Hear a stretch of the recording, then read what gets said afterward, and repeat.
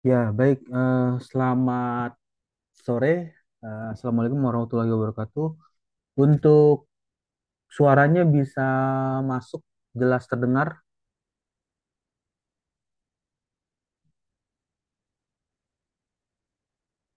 Waalaikumsalam warahmatullahi wabarakatuh, Pak. Jelas, Pak. Ya, oke. Yang sudah hadir di sore hari ini untuk mata kuliah aplikasi saya CFD bisa menghidupkan atau on cam kameranya untuk dokumentasi kehadiran ya di sore hari ini untuk mata kuliah aplikasi CFD. Nah, di sore hari ini kita bertemu lagi di mata kuliah aplikasi CFD yang merupakan eh, continue atau kelanjutan dari pertemuan di minggu sebelumnya. Dari pertemuan di minggu sebelumnya sudah diceritakan mengenai velocity yang berbentuk profil kuadrat. Kemudian profil kuadrat ini dipengaruhi oleh adanya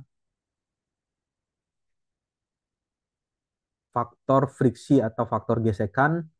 Untuk tampilan share screen-nya sudah keluar di layar. Lihat, Pak. Ya. Nah, di tampilan ini untuk 30 menit ke depan ada materi dan berikutnya dilanjutkan dengan diskusi review artikel. Yang pertama dari bagian ini terlihat ada perbedaan antara profil yang terbentuk kondisi satu, 2, dan 3. Satu dan 2 3 ini adalah profil yang mengarah ke bentuk profil kuadrat. Di bagian akhir, profilnya dalam kondisi fully developed atau yang biasa dikenal dengan aliran berkembang penuh. Jadi bentuk kuadrat, profil kuadratnya sudah berbentuk lebih paling sempurna jika dibandingkan dengan yang nomor satu atau nomor dua.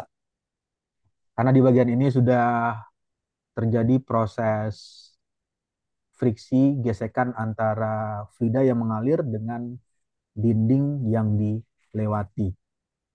Ini yang dinamakan dengan fully developed atau aliran berkembang penuh.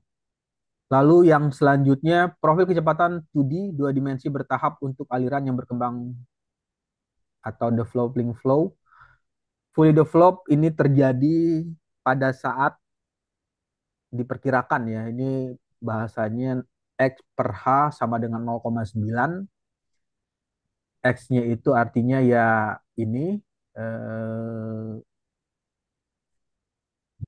panjang. Kemudian H itu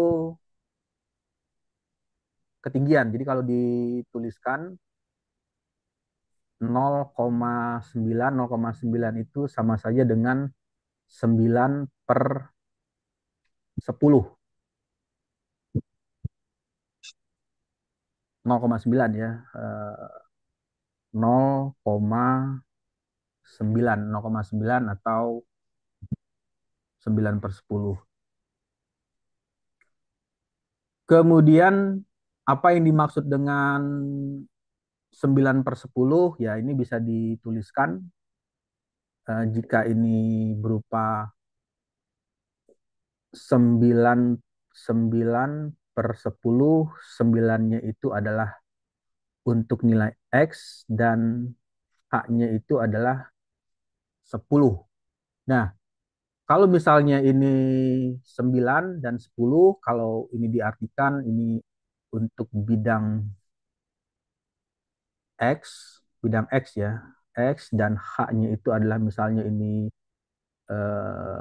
pengaruh height atau ketinggian, itu adalah nilainya. Misalnya X-nya 9, misalnya ini X-nya ya, nilai X-nya panjangnya katakanlah ini 9 meter dan ininya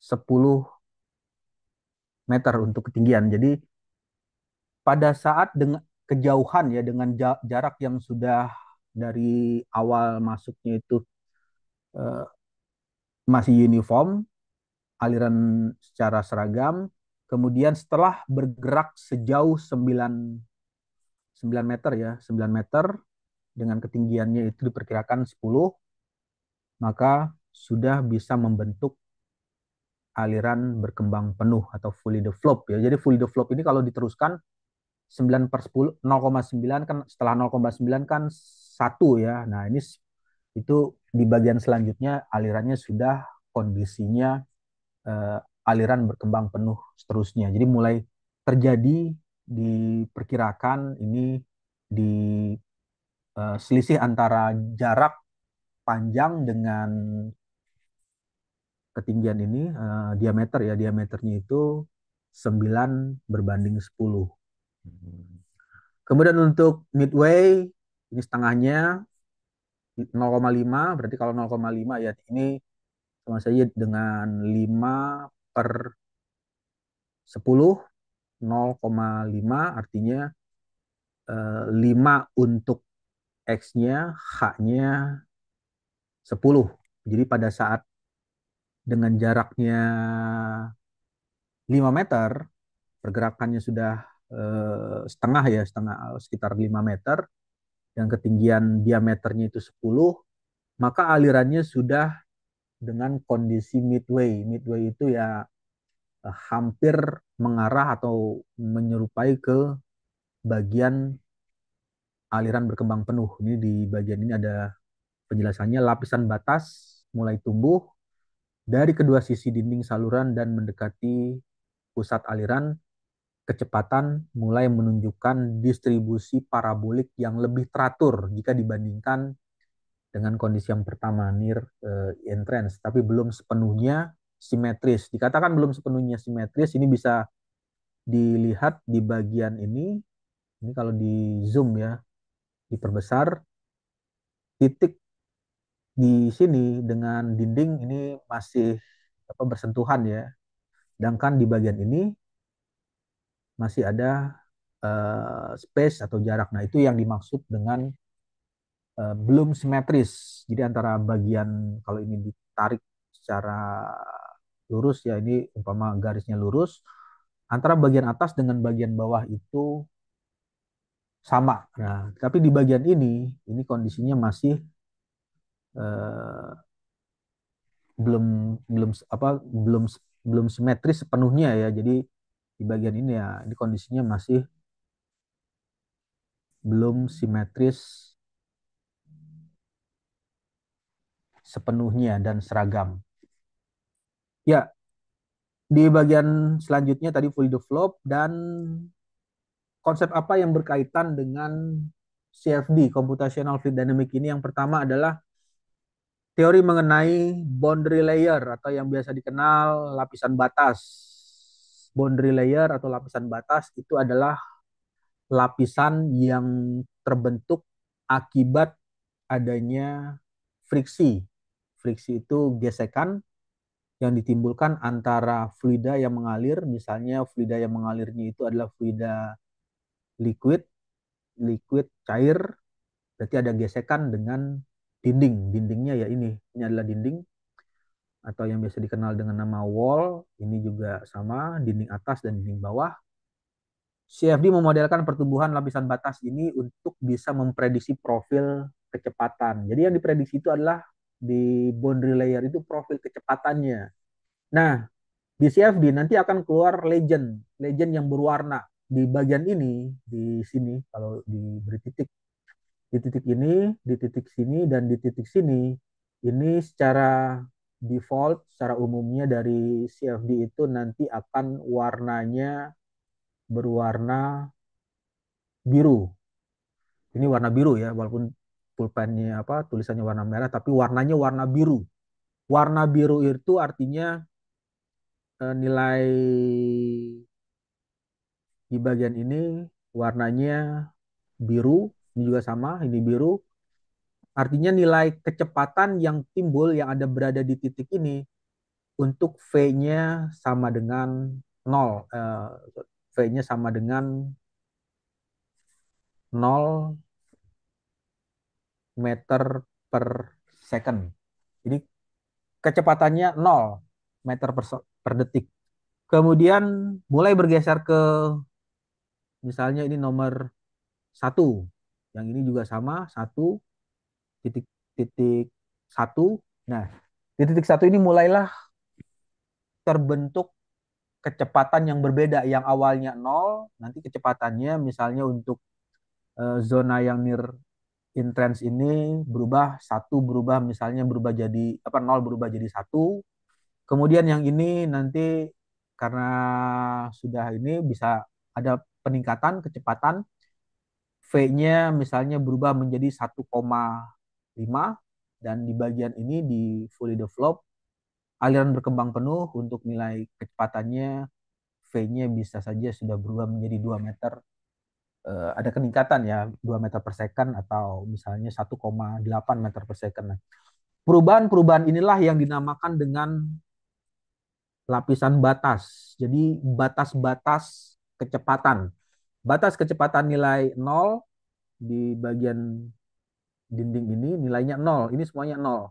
Kemudian naik lagi ke atas, batasnya berubah menjadi misalnya 1 meter per second. Kemudian naik lagi ke atas 1,1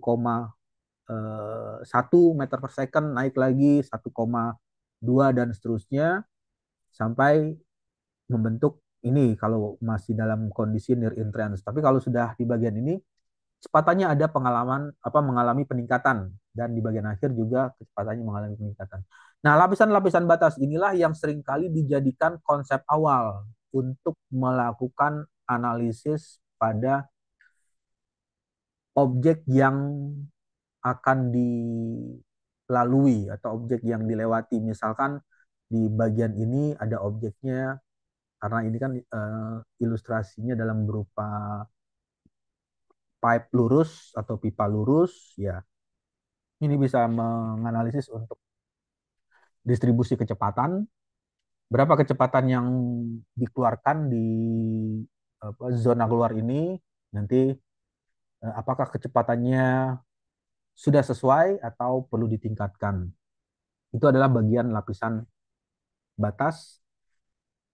CFD bisa memprediksi secara detail layer by layer, lapisan by apa lapisan dengan lapisan, sehingga bisa dengan lebih eh, mudah untuk mengetahui berapa nilai kecepatan di tiap titik ya. Jadi kalau ini titik ini dihubungkan, ini kalau di bentuk grafik kan nanti ada dengan ketinggian, misalnya ketinggian Y-nya sama dengan nol, ketika tingginya naik misalnya 0,5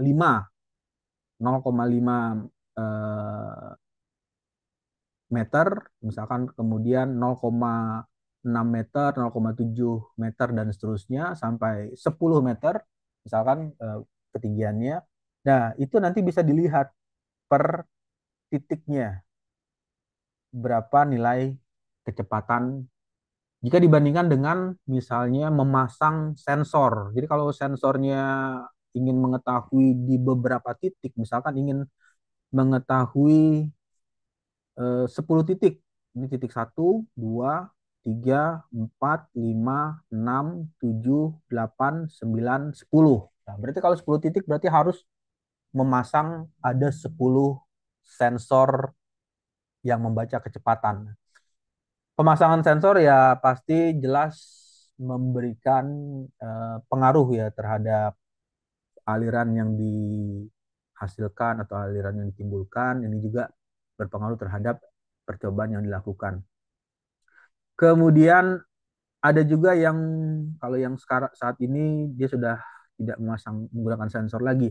Ada yang kalau nanti coba bisa dicari menggunakan teknologinya itu PIV ya, PIV, Particle Image Velocimetry. Untuk Particle Image Velocimetry ini menggunakan visualisasi asap. Ada smoke generator seperti asap rokok ya, atau asap asap kendaraan, atau asap seperti membakar sesuatu yang terbakar, smoke-nya itu. Nah, smoke inilah yang dipergunakan untuk memvisualisasikan aliran. Jadi alirannya itu dialirkan di bagian misalnya ini adalah wind tunnel ya, terowongan terowongan angin, nanti akan terlihat alirannya. Nah, kemudian bagaimana membacanya? Untuk membacanya menggunakan laser. Jadi dipasang di bagian satu tempat tertentu atau zona tertentu dipasang laser yang ditembakkan ke objek pemeriksaan.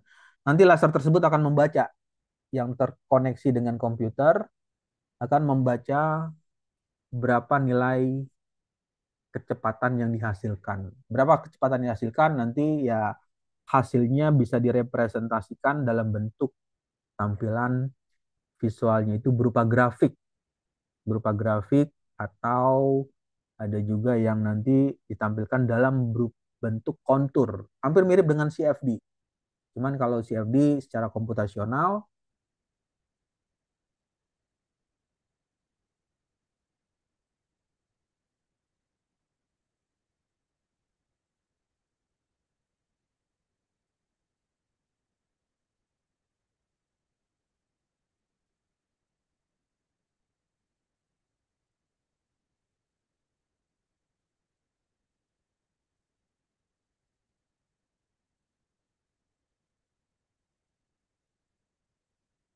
Mohon izin Pak.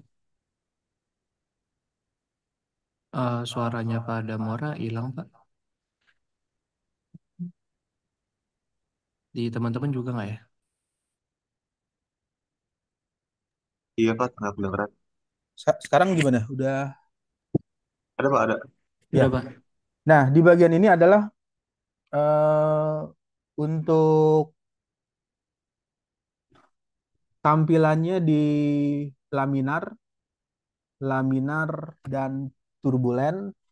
Pada gambar ini memungkinkan menggambarkan aliran laminar. Kenapa dikatakan laminar? Ini bisa dilihat ya dari pattern garis yang ditimbulkan.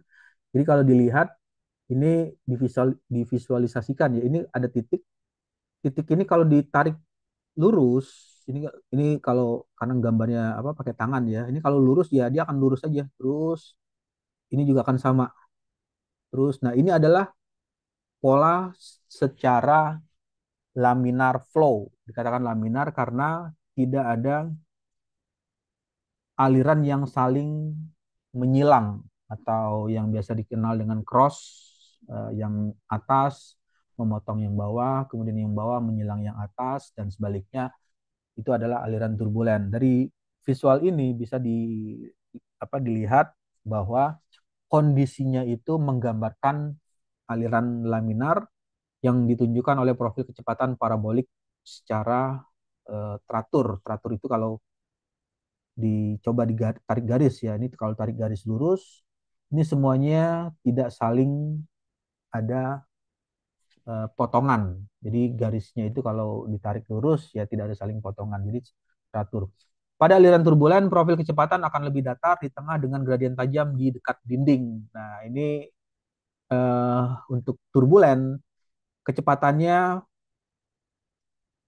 mengalami perbedaan atau ada gradien yang tajam di dekat dinding. Ini dekat dindingnya itu misalnya di dinding ini ya. Ini dinding, ini dekat dinding. Nah, antara dekat dinding dengan yang agak jauh dari dinding ini arah alirannya ada yang sudah mengalami ketidakteraturan. Jadi kalau ditarik garisnya itu ya profilnya tidak membentuk profil kuadrat lagi. Jadi kalau ini kan kuadratnya smooth ya. Smooth itu artinya ya bentuknya seperti ini. Tapi kalau misalkan profil kuadratnya itu, nah jadi ada sedikit apa gradasinya. Jadi gradasinya itu ya itulah kondisi yang membentuk turbulent flow. Jadi alirannya sudah mulai saling menyilang antara aliran di tiap titik tersebut. Ya, sampai sini ada pertanyaan atau ada yang mau ditanyakan sebelum masuk ke slide berikutnya?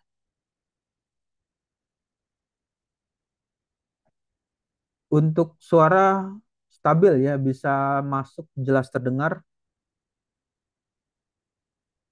Jelas, Pak. Dengar, Pak.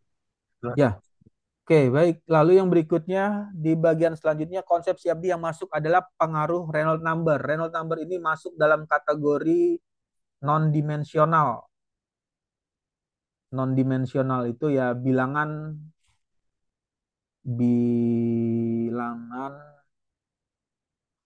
non-dimensional.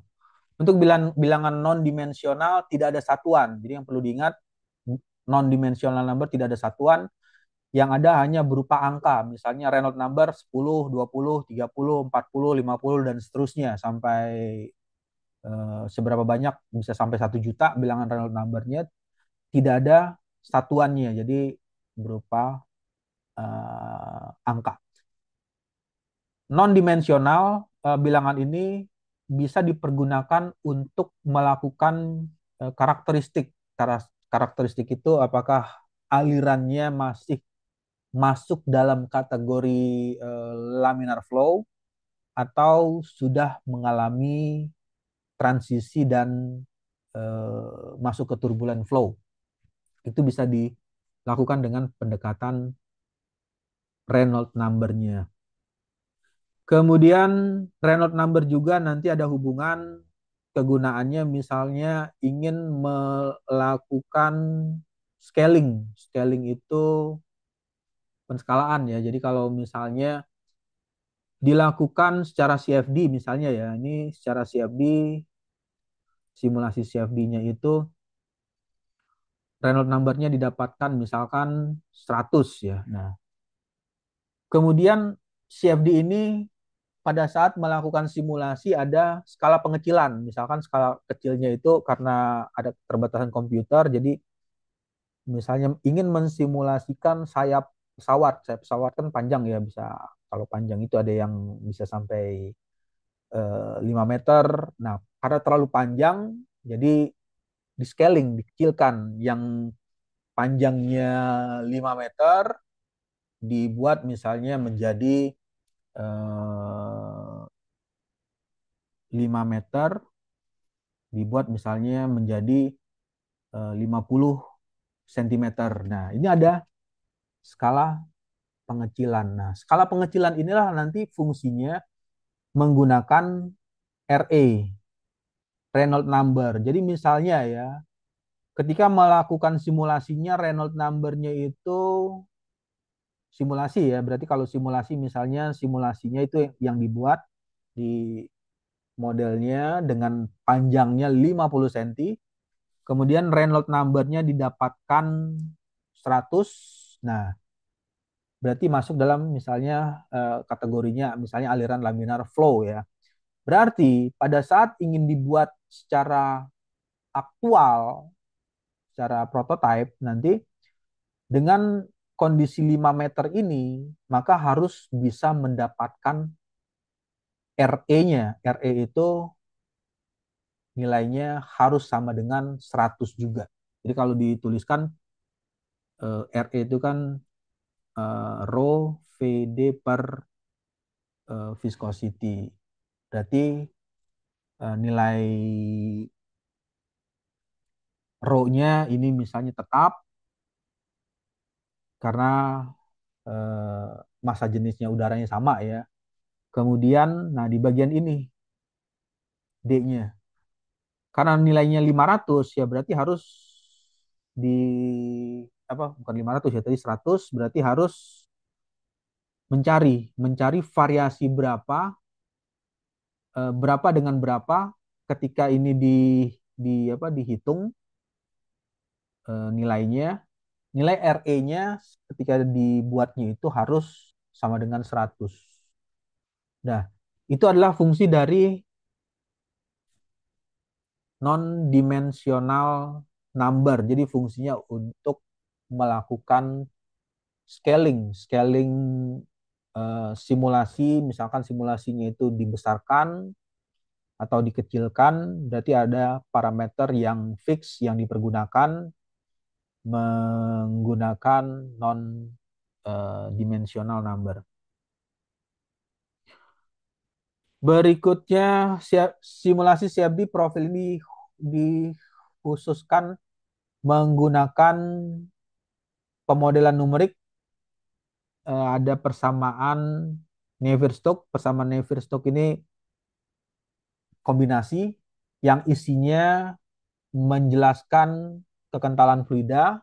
Jadi pada saat melakukan simulasi ini, software akan menghitung dengan nilai viskositas, kekentalan, kemudian perubahan tekanan dan perubahan kecepatan tekanan yang mengalami perubahan karena ada faktor friksi atau faktor gesekan antara dinding dengan fluida yang dilewati.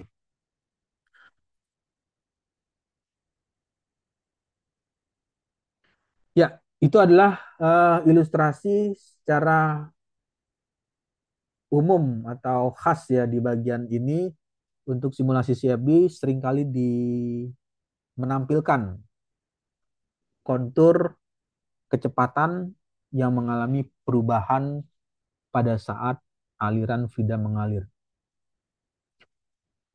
Ya, oke, baik, sampai sini ada pertanyaan atau ada yang mau ditanyakan? Kalau tidak ada, saya akan masuk ke materi slide selanjutnya.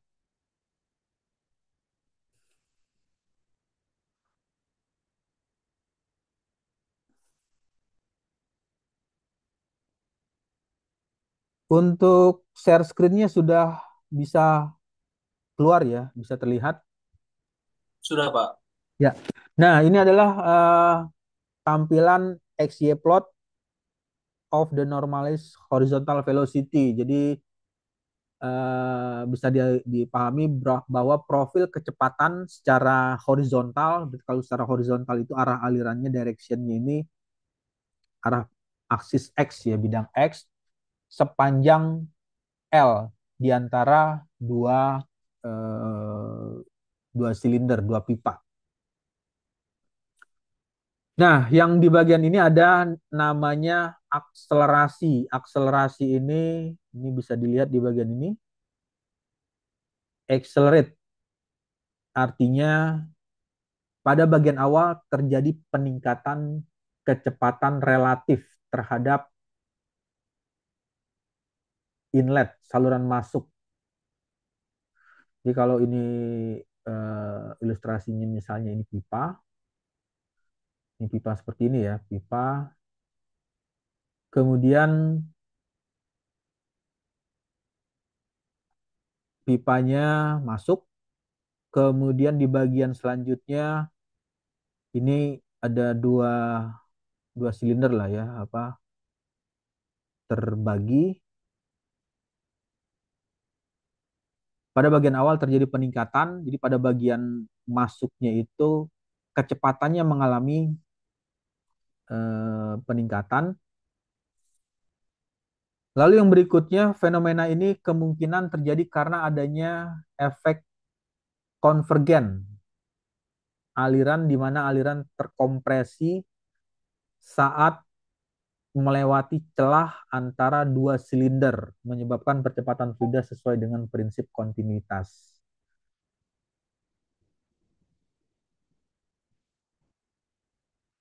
Ilustrasinya mudahnya seperti ini. Misalkan ini ada pipa ya. Ini ada pipa. Fenomena ini kemungkinan terjadi karena efek konvergen aliran di mana aliran terkompresi saat melewati celah antara dua silinder menyebabkan percepatan fluida sesuai dengan prinsip kontinuitas. Nah, ini ada dua pipa. Yang pertama pipa misalnya pipa dengan diameter lebih kecil, lalu misalnya ini diganti ya.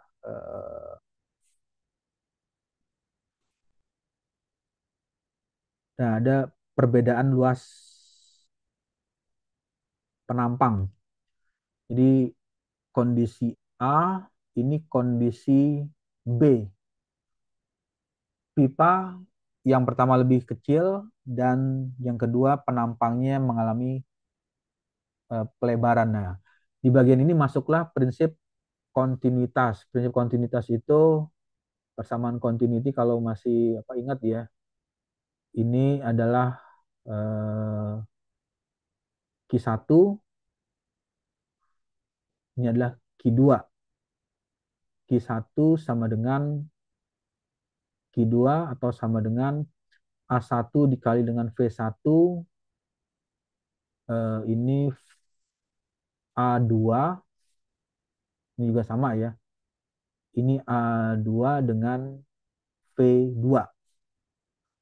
Untuk nilai A1 adalah luas permukaan untuk bidang 1 ya. Ini A1, kemudian V1 adalah kecepatan fluida yang masuk. Lalu yang selanjutnya A2. Untuk A2, ini A2. A2 menjelaskan tentang luas penampang bidang A2.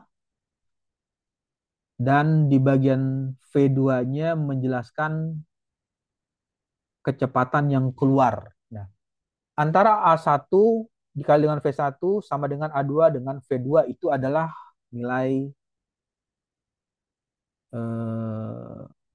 kontinuitas atau prinsip dari continuity-nya. Jadi percepatan fluidanya akan mengalami perubahan ketika terjadi perubahan luas penampang. Jadi kalau di bagian yang sempit ini, untuk zona yang sempit kecepatannya lebih tinggi, tapi di bagian penampangnya membesar, kecepatannya turun, mengalami penurunan. Nah, itulah yang menyebabkan adanya perubahan nilai kecepatan.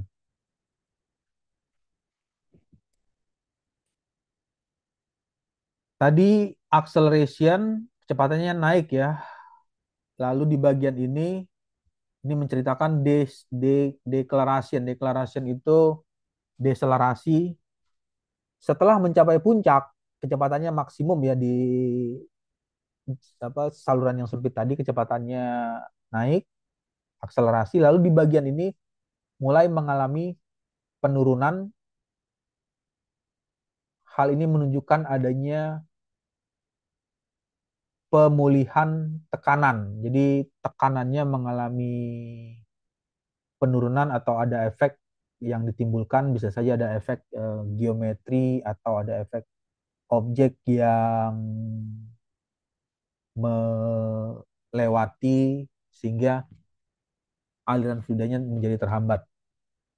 Aliran yang sudah melewati bagian sempit mulai melambat karena efek pelebaran area. Nah, ini ada yang tadi ada perubahan luas penampang. Jadi karena ada efek aliran yang sudah melewati bagian celah sempit, sudah lewat di celah sempit, kemudian melewati efek yang lebar, maka terjadilah penurunan kecepatan, juga memberikan pengaruh terhadap pengurangan kinetik energi kinetik yang ditimbulkan. Lalu yang berikutnya selanjutnya adalah difusi. Untuk difusi ini setelah deselerasi ya, deselerasi kecepatan mulai mendekati nilai konstan. Nah, ini yang dinamakan dengan trennya itu sudah mulai konstan ya. Konstan itu ya perubahannya ini nanti kalau diteruskan ini grafiknya akan terus. Nah, itu sudah artinya sudah konstan. Setelah deselerasi, kecepatan mulai mendekati nilai konstan, difusi momentum dalam aliran fluida. Jadi aliran kecepatannya kalau ini diteruskan grafiknya, ini kan karena grafiknya itu di plot sampai 0 sampai 1, ini kan kalau dilanjutkan, ini kalau ada terusannya 1,2, kemudian 1,4, 1,6, 1,8, 2, ini sudah kondisinya yang konstan. Difusi ini menggambarkan transfer, ada transfer momentum arah bidang X dan bidang Y. Karena simulasinya dalam bentuk 2D, bidang X dan bidang Y, momentum arah bidang X dan arah bidang Y akibat adanya pengaruh viskositas fluida yang meratakan distribusi kecepatan tersebut. Ya, lalu bagaimana di bagian selanjutnya hubungan CFD dengan pola aliran yang terjadi? Pada simulasi CFD hasil seperti ini berasal dari pemodelan menggunakan tadi Navier-Stokes. Sama Navier-Stokes itu persamaan yang melibatkan adanya nilai viskositas, kemudian perubahan nilai tekanan, kemudian ada perubahan nilai kecepatan yang dihitung secara simultan menggunakan Navier-Stokes equation. Aliran di antara dua silinder biasanya memunculkan pola vortex nanti setelah melewati ya. Jadi kalau ini divisualisasikan, nah ini divisualisasikan.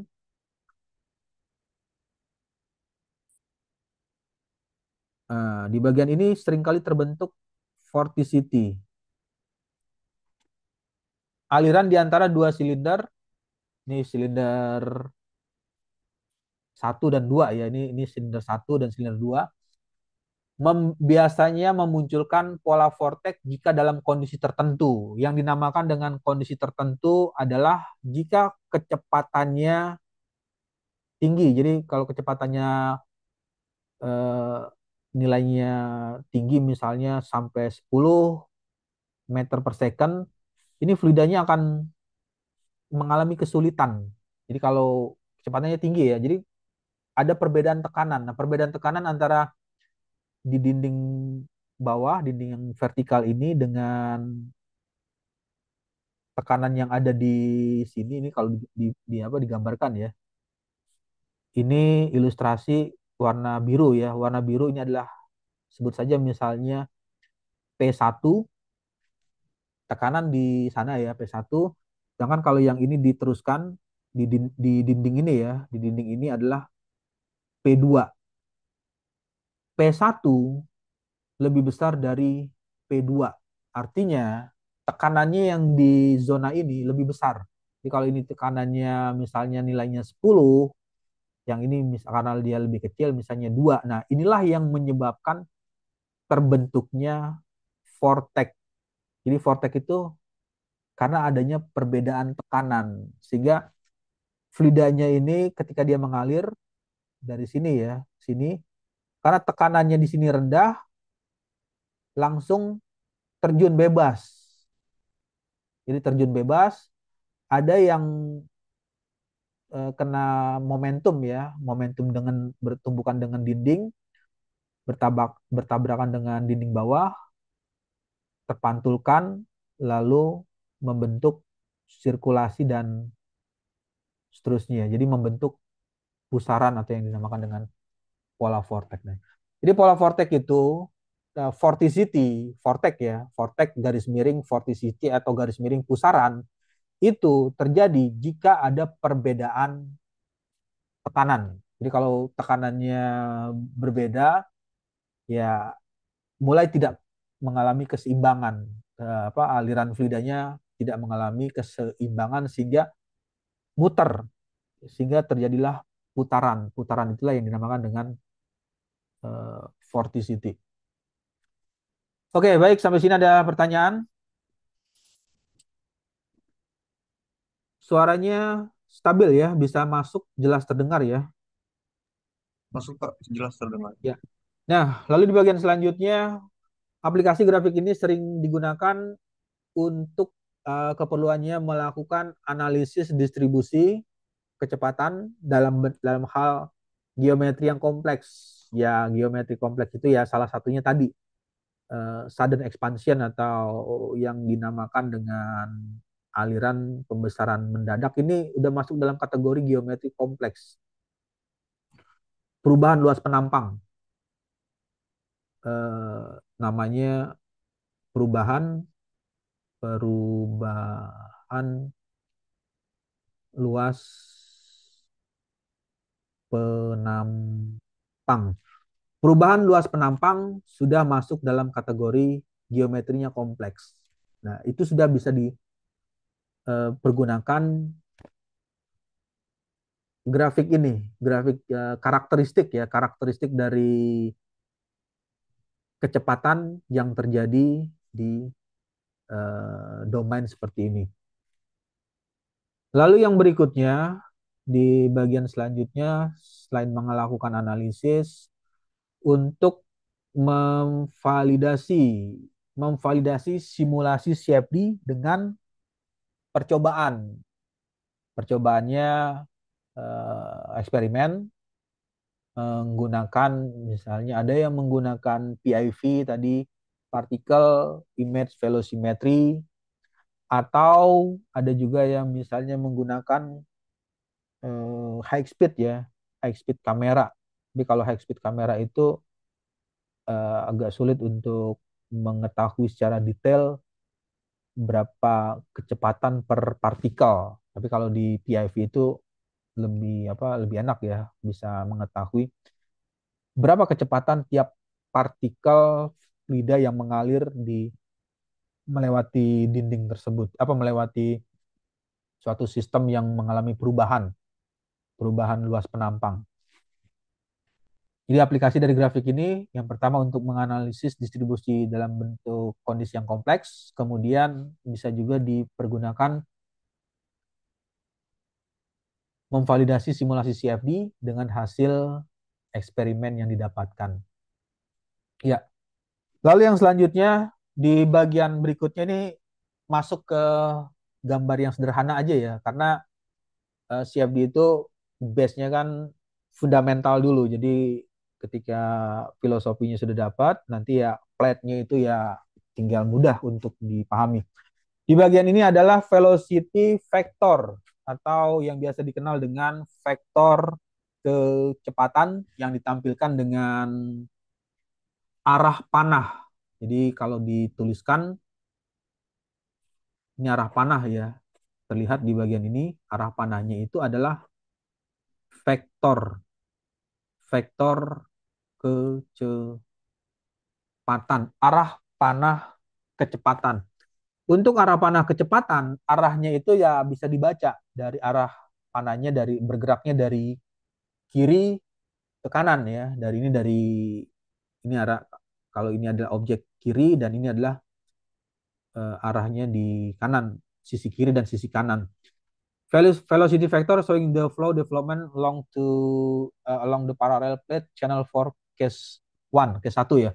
Yang pertama ada vektor kecepatan. Untuk vektor kecepatannya di bagian awal saluran distribusi kecepatan tampak belum sepenuhnya berkembang penuh. Jadi di bagian ini ditunjukkan ada profil kecepatan yang mengalami perubahan ya.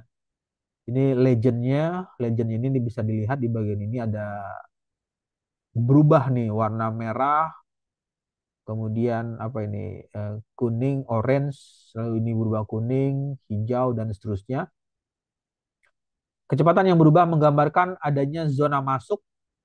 Ini masuknya di sini, entry region, di mana aliran mengalami transisi. Apa yang dinamakan dengan transisi? Transisi itu artinya perubahan.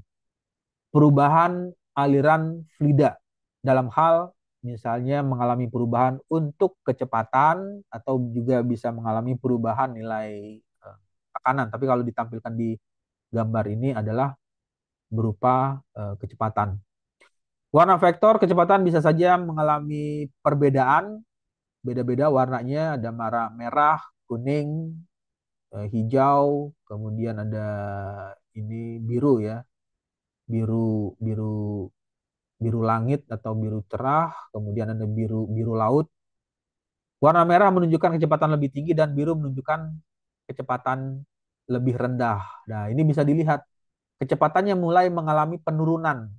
Di bagian ini kan masih maksimal ya, kecepatannya masih tinggi. Lalu perlahan-lahan mulai kecepatannya mulai berkurang dan mengalami penurunan sehingga diindikasikan adanya penurunan kecepatan dengan warna biru, kecepatannya menjadi lebih rendah jika dibandingkan dengan nilai-nilai warna merah atau warna hijau. Lalu yang berikutnya untuk pengembangan aliran flow, develop sepanjang saluran aliran berkembang menuju profil kecepatan full develop parabolik ya. Nah, di bagian ini bisa dilihat ada perubahan yang tadi ada yang namanya entrance flow, kemudian midway di bagian akhir uh, membentuk fully developed. Parabolic full develop merupakan karakteristik aliran laminar pada saluran dengan kondisinya ini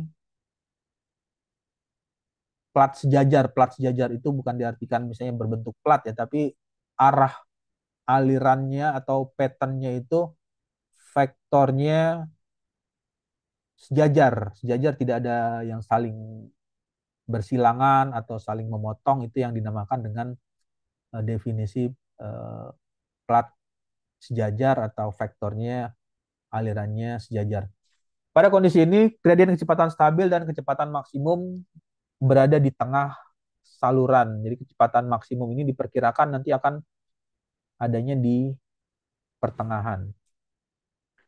Ya, lalu yang selanjutnya relevansi dengan CFD. Untuk CFD, simulasi seperti ini biasanya dilakukan untuk menggunakan sama tadi yang dijelaskan.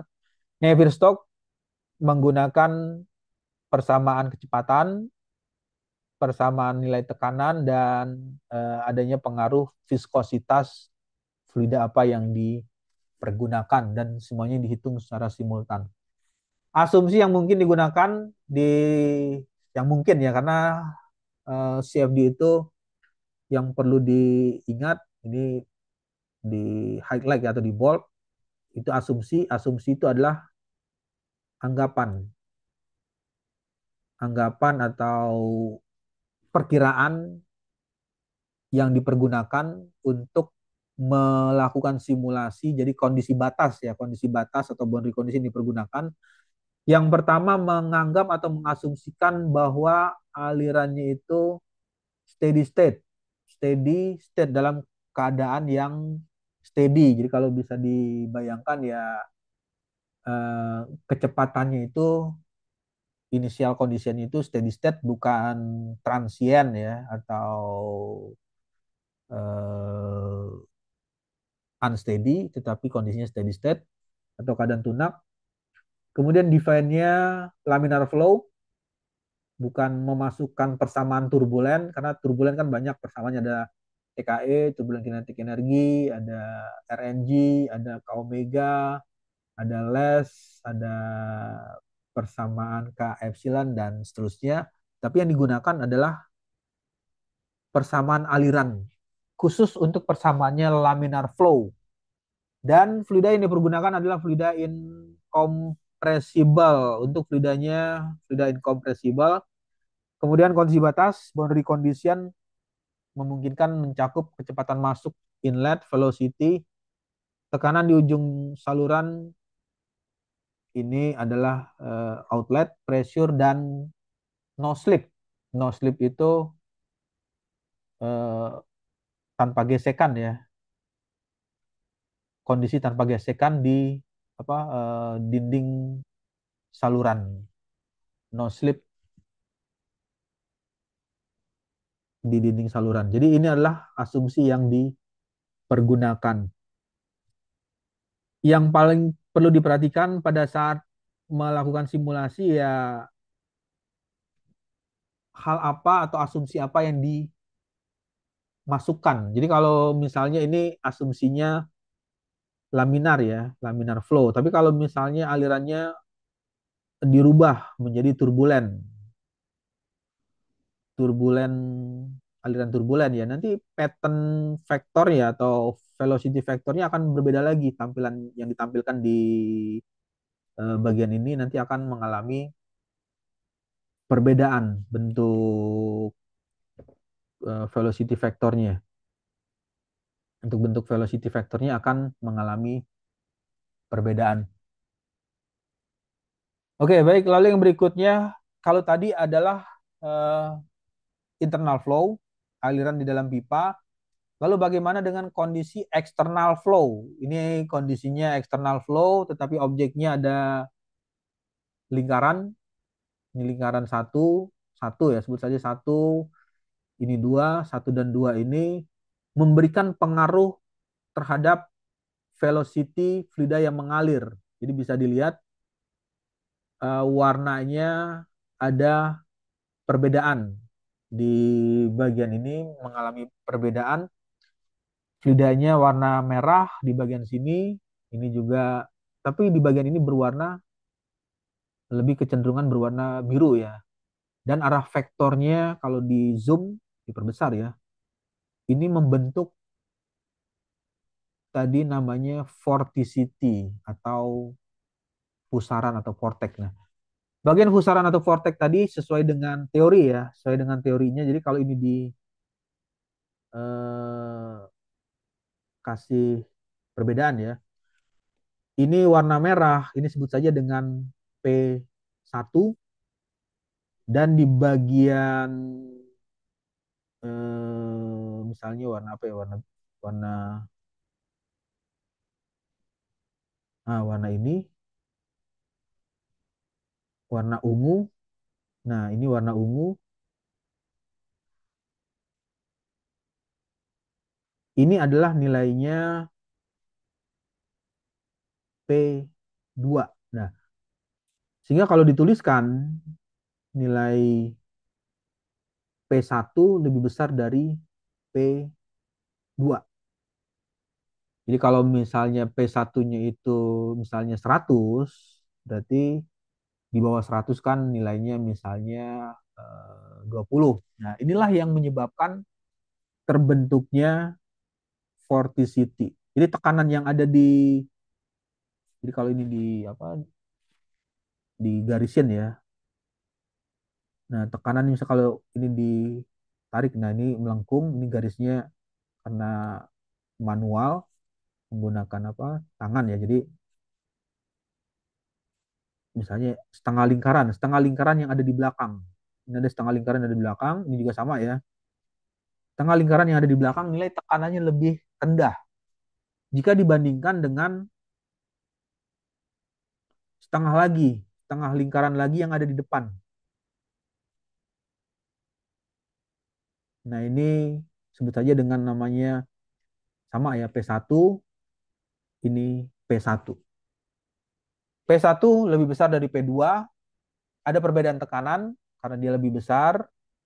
Jadi pada saat fluida tersebut ngalir ya, perbedaan tekanan karena tekanannya lebih lebih rendah, ada fluida yang mengalir turun ke bawah. Dia turun ke bawah, bukan berjalan lurus.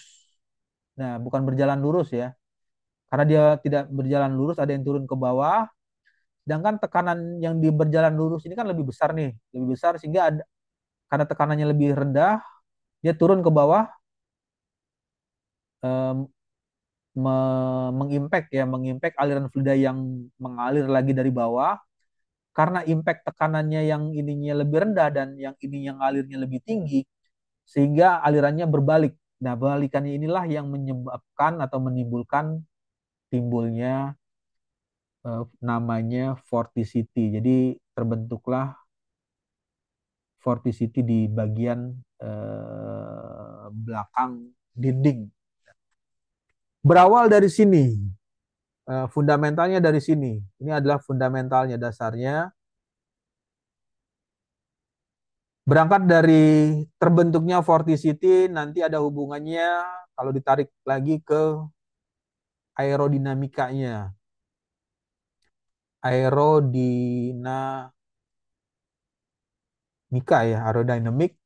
Untuk aerodinamik, karena fluida vorticity itu karakteristiknya alirannya berputar ya, berarti dia memberikan pengaruh terhadap tekanan di sekitar dinding ini. Sekitar dinding ini kan ada, akhirnya kan mendapatkan tekanan. Tekanannya ditransformasikan, diterjemahkan terhadap vibrasi, getaran ya, getaran terhadap ini objek silinder lingkaran ini. Nah, getaran itulah nanti ya pengaruh terhadap aerodinamisnya. Apakah getaran ini menyebabkan lingkaran ini bergeser atau berpindah atau mengalami eh, pergerakan dan lain sebagainya. Sama halnya dengan tadi, kalau misalnya di wings atau di pesawat ya, kalau ini diumpamakan ini adalah sayap pesawat, ya pengaruhnya terhadap keseimbangan sayap pesawat, wingsnya. Apakah masih dalam kondisi yang stabil, tidak mengalami gerakan ke kiri, ke kanan, atau terbalik ke belakang. Nah, itu yang memberikan pengaruh terhadap objek yang dilalui oleh fluida tersebut, yang ditimbulkan dengan adanya indikasi aliran vorticity. Yang diinginkan dari aerodinamika itu ya gimana cara ngalirnya itu smooth, artinya fluidanya tidak menimbulkan vorticity di bagian belakang, tapi fluidanya ngalir lurus saja langsung, tidak ada yang berbalik arah, jadi tidak ada anti mainstream ya atau separation, jadi langsung alirannya ke belakang semua. Itu yang diinginkan dari bidang aerodinamik tersebut. Oke, baik. Sampai sini ada pertanyaan? Ya, kalau tidak ada mungkin saya rasa cukup ya untuk materinya. Nanti yang selanjutnya bisa dilanjutkan dengan sesi diskusi ya untuk melakukan share screen di layar. Yang belum melakukan presentasi bisa memulai untuk melakukan share screen materinya di layar. Izin. Ya, bisa dimulai untuk melakukan share screen di layar ya.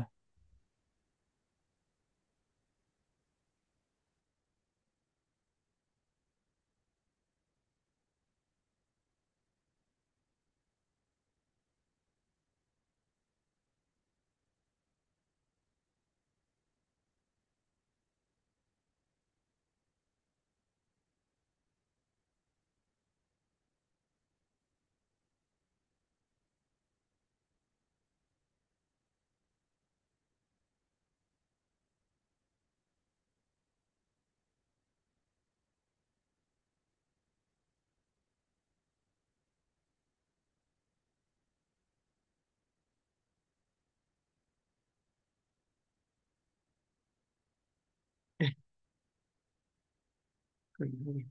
Ya, bisa ditampilkan slideshow ya, kemudian bisa dimulai Iya, untuk Bro. presentasi ya. Kalau misalnya itu mungkin bisa mengaktifkan on cam-nya dari presentasi untuk review artikelnya. Izin Pak, apa presentasinya sudah terlihat? Ya, untuk tampilan share screen-nya sudah keluar, bisa dimulai untuk melakukan presentasinya. Baik. Assalamualaikum warahmatullahi wabarakatuh. Selamat sore teman-teman semua. Selamat sore Pak Damura. Sore ini saya akan mempresentasikan tentang jurnal Simplified Approach to Modeling Blast in Computational Fluid Dynamics atau CFD. Nah, penelitian ini mengusulkan metode baru bernama Input Cavity Method atau ICM untuk simulasi gelombang ledakan menggunakan CFD. ICM memungkinkan simulasi yang lebih efisien dengan memanfaatkan kurva waktu dan tekanan, kecepatan dan suhu dari sebagai input, mengatasi keterbatasan metode konvensional seperti BPM, PBM atau Pressure Bubble Method. Hasil hasil menunjukkan bahwa ICM memberikan prediksi tekanan dan impuls yang lebih akurat dibandingkan PBM, baik untuk kondisi gelombang ledakan insiden, reflektif maupun re- refleksi kompleks. Studi ini juga mengevaluasi pilihan solver menemukan bahwa pressure based solver atau PBS memberikan resolusi yang lebih baik daripada density based solver atau DBS, meskipun membutuhkan waktu komputasi yang lebih lama. Metode ini dapat diterapkan secara luas dalam berbagai software CFD, memberikan kerangka kerja yang konsisten dan dapat diandalkan untuk memodelkan ledakan bahan peledak. Tujuan dari Penelitian ini yaitu mengembangkan metode baru untuk simulasi ledakan menggunakan CFD. Yang kedua, memperkenalkan ICM sebagai solusi atas keterbatasan metode tradisional.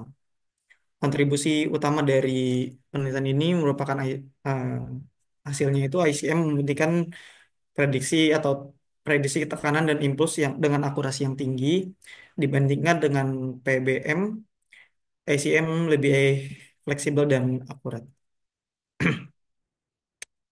Pendekatan penelitian pada penelitian kali ini menggunakan dua metode simulasi, yaitu yang tadi sudah dijelaskan, ada ICM dan PBM, di mana ICM ini input karakter parameternya berupa waktu, tekanan, kecepatan, dan suhu, di mana PBM simulasi yang merupakan simulasi gelembung bertekanan dengan pendekatan energi ekuivalen. Nah, eksperimen ini juga divalidasi dengan eksperimen studi kasus dengan nitrometan seberat 1 kilogram, di mana pengukurannya itu berjarak 1,74 meter sehingga 2,35 meter. Komposisi B seberat 1 kilogram, tekanan refleksi diukur pada jarak 1,5 meter, dan PE4 eh, seberat 0,324 kilogram dengan multiple reflection. Dan simulasi yang dilakukan ini menggunakan ANSYS Fluent. Nah, ini merupakan skematik view dari eksperimentalnya, dan juga nanti dalam simulasinya dibuat identik seperti apa yang disimulasikan, apa eksperimenkan. Nah, ini boundary condition yang dilakukan pada ANSYS Fluent, di mana ada dua boundary condition, yaitu ada DBS dan PBS, di mana beberapa perbedaan di formulasi. DBS menggunakan formulasi eksplisit, di PBS menggunakan formulasi implisit, dan juga beberapa perbedaan-perbedaan di parameter-parameter lainnya di flow, pressure, density, momentum, dan energi. Di eh, bagian bawah ini merupakan modeling dari blast simulation-nya atau simulasi ledakannya. Nah, ini merupakan hasil dari meshing yang dilakukan di ANSYS Fluent, di mana eh, meshing ini dilakukan secara radial, di mana inlet ini sebagai sumber dari ledakan, outlet ini sebagai outdoor, simetri ini sebagai simetris karena ledakan ini kan bersifatnya lingkaran atau bubble, sehingga diambil sekitar hanya seperempat dari ledakan. Nah, kalau ini merupakan eh, dari domain ledakan yang lebih luas, tadi yang setengah lingkaran itu ada di sekitar sini, dan domain ini yang sama seperti eksperimen di awal, di mana ada tiga tembok, dan poin perhitungan ada di poin A dan poin B. Ini merupakan grafik dari hasil percobaan dan perbandingan antara PBM dan ICM. Bisa dilihat juga dari hasil overpressure dan impulse, ini lebih mendekati dari metode ICM. Metode ICM ini lebih mendekati dari eksperimen di bagian grafik overpressure maupun di impulse. Nah, kalau ini adalah grafik dari perbandingan PBS dan DBS di metode ICM. Di overpressure dan impulse, ini saya ambil dari ledakan PM4 yang terakhir. Jadi di bagian overpressure-nya, di bagian atas ini adalah di bagian poin A dan di bawah ini adalah di bagian poin B, di mana overpressure yang terjadi di PBS itu sangat-sangat mendekati dari eksperimental. Hanya perbedaan di bagian overpressure di time sekitar 9 second, 9 milisecond, terjadi perbedaan di bagian luar sini.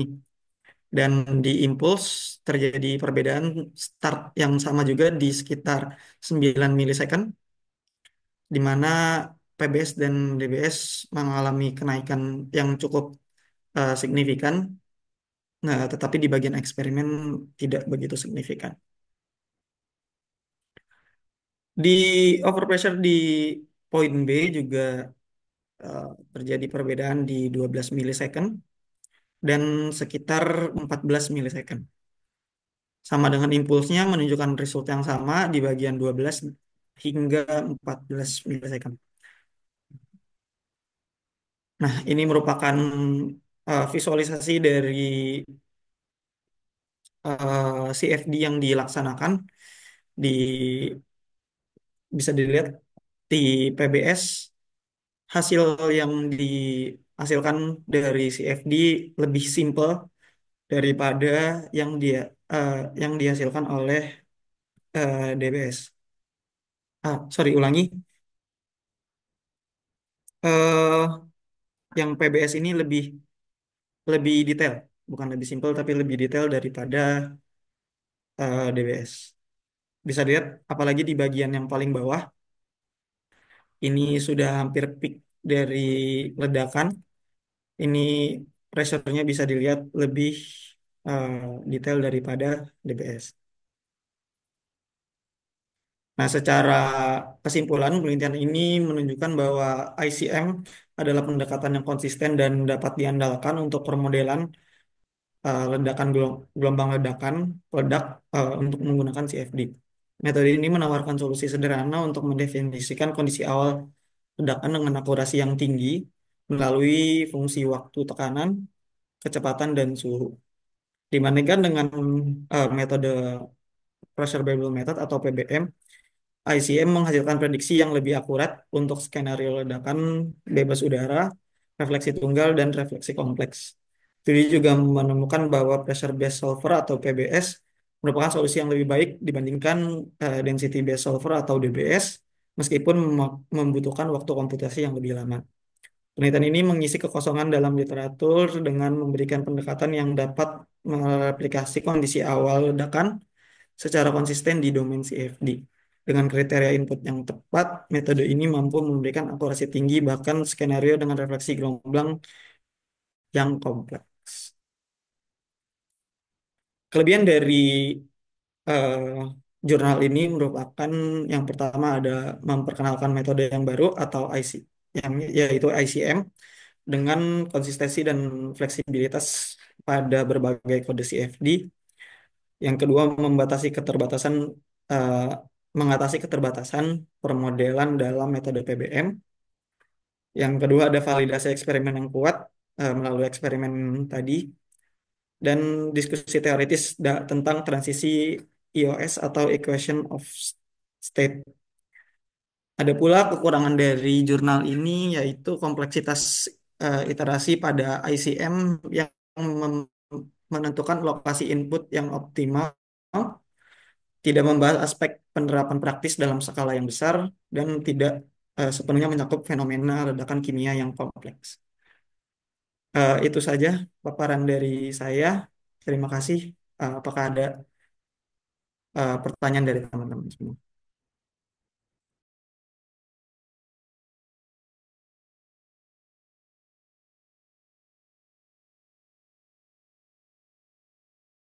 Ya, Oh, oke. iya, Pak. Bisa ditampilkan apa? Share screen slide awal ya.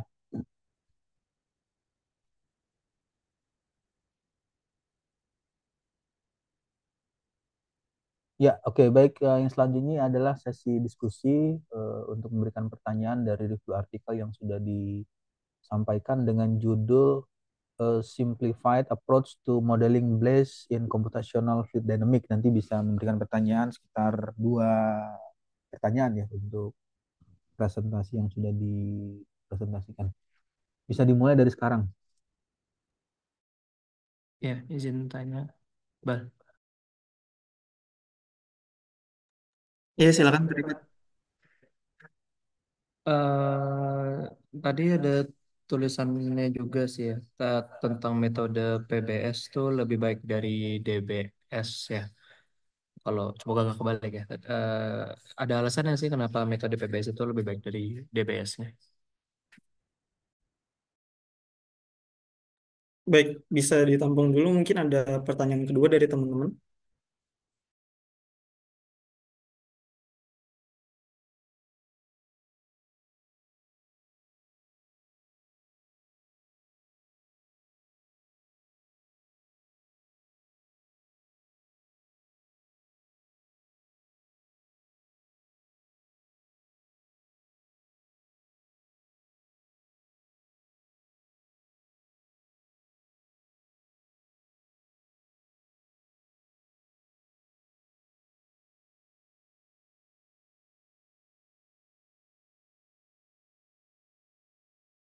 Baik, kalau tidak ada mungkin bisa saya jawab dulu ya untuk pertanyaan Rifat.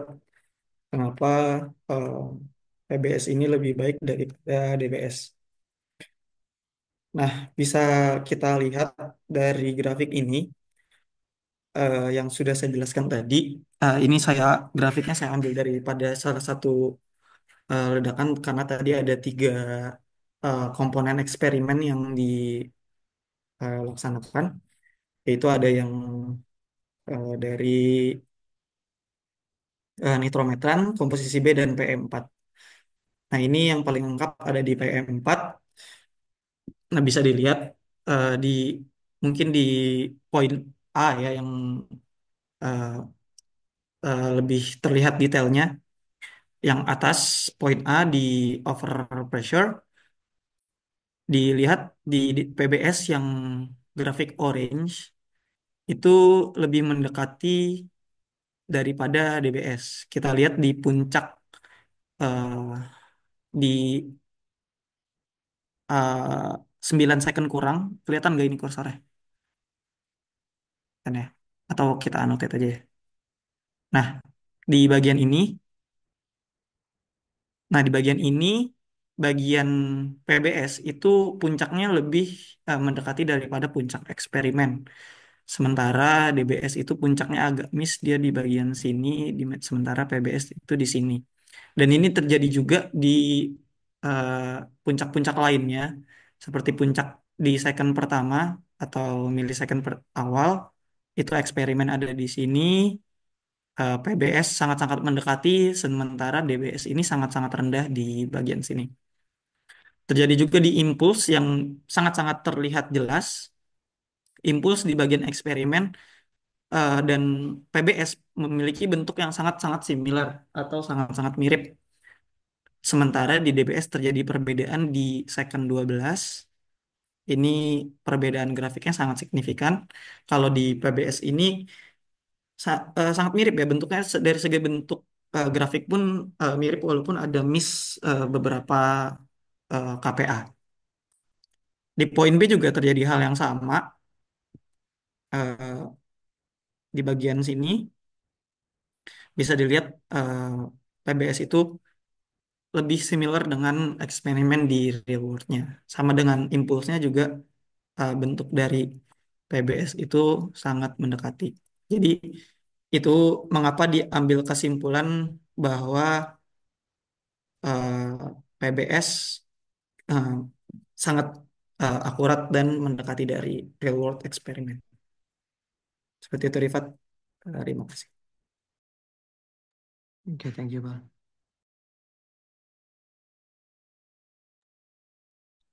Pertanyaan kedua, teman-teman, silakan.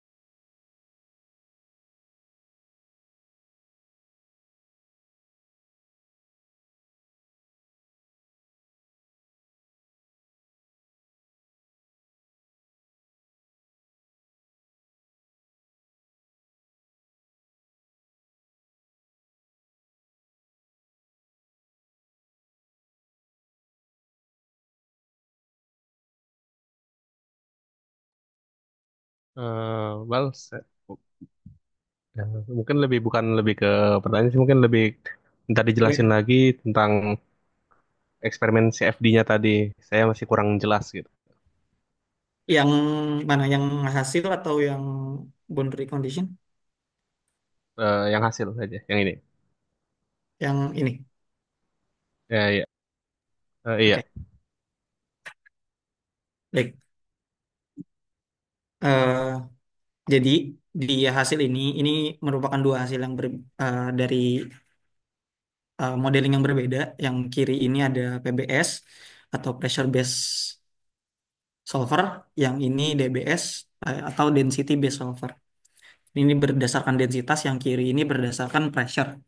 Nah, karena ini ledakan, jadi menurut saya karena ledakan karena ini ledakan, jadi pressure ini lebih eh, akurat daripada densitas. Bisa dilihat, ini kan semakin ke bawah ini semakin apa namanya semakin mendekati kepada peak ya, atau eh, waktu ledakannya. Ini yang A itu approaching peak, yang kedua second approaching peak, yang tiga ini peak, terus ada reflection dari first block, yang keempat ini ada negatif phase atau balik, dia timbal balik, berbalik ledakannya. Nah, bisa dilihat di bagian yang peak saja, kalau kita lihat yang sudah negatif phase ini, di bagian PBS itu sangat-sangat detail dari hasil-hasil ledakannya, atau shock wave ya, kalau di ledakan itu shock wave. Nah, kalau yang teman-teman lihat kuning-kuning ini, mulainya itu shock wave atau eh, apa ya, gelombang ledakan dari bom ini kan, karena ini kan eksplosif ya, simulasi dari eksplosif. Nah, dari gelombang ledakannya bisa kita lihat ini, ini dari negatifnya atau reflectionnya, timbal baliknya itu lebih detail yang PBS daripada yang DBS. Sehingga eh, PBS ini, dan memang PBS ini lebih mirip daripada eksperimentalnya gitu. Kan kita bisa lihat lebih detail kalau yang DBS ini sangat abu-abu ya. Jadi ledakan dari sini, kalau dari sini kita mengurut dari atas, dia meledak, terus mulai memantul di blok pertama, makanya di sini ada pantulan. Nah, kalau yang di DBS ini nggak terlalu terlihat pantulannya, pantulan baliknya. Nah, di C sudah mulai memantul dari atas, dia sudah memasukin eh, yang apa namanya, second block, sudah memasuki second block, ada refleksinya juga di sini kecil. Nah, kalau yang di eh, DBS lagi-lagi tidak terlalu mendetail. Dan juga terdapat perbedaan di bagian tengah sini, di mana shockwave-nya ini kan muncul dari blok pertama. Kalau yang ini dia kayak macam double shockwave. Lagi-lagi di PBS bisa kita lihat shockwave yang ini, shockwave-nya memantulnya sangat banyak ya. Jadi kalau dilihat lebih detail, ini bisa kita zoom ya. Nah, yang ini bisa kita lihat shockwave-nya tuh sangat wrinkles ya. Dan itulah yang terjadi di eksperimental.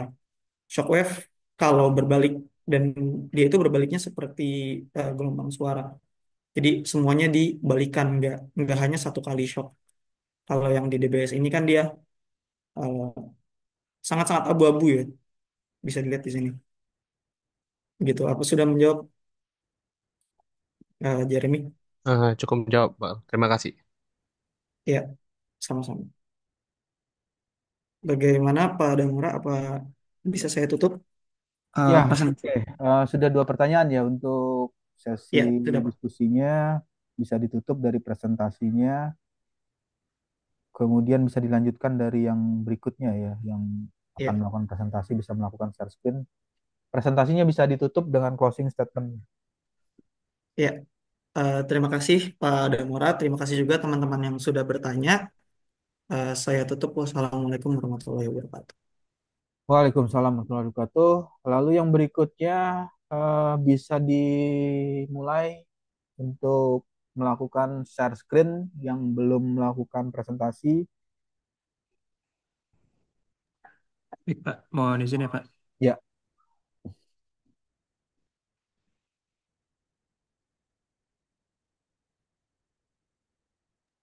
Apakah sudah terlihat screen-nya, teman-teman? ya sudah terlihat. Bisa mengaktifkan on cam-nya dan Oke. bisa dimulai untuk melakukan presentasi dari review artikel yang akan dipresentasikan. Baik, Pak. Terima kasih. Oke, Bismillahirrahmanirrahim. Assalamualaikum warahmatullahi wabarakatuh, teman-teman. Eh, Terima kasih pada Mara untuk waktu presentasinya juga.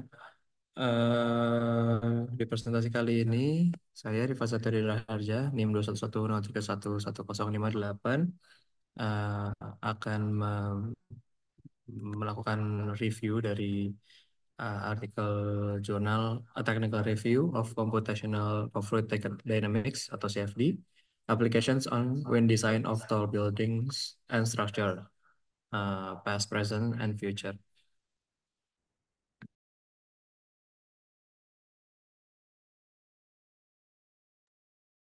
Ini ditulis oleh 4 penulis yang yang bisa teman-teman baca juga di layar sekarang ya, dan jurnalnya dari Journal of Building Engineering tahun 2023.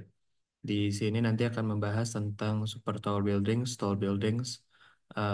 fluid structure interaction, wind loading, CFD juga tentunya, sama building design. Jadi mungkin agak sedikit shifting dari fokus kita di mechanical engineering juga ya. Baik. eh Pertama-tama dari abstraksinya dulu, abstrak atau hal-hal yang dibahas di jurnalnya, mengingat ini adalah review jurnal ya.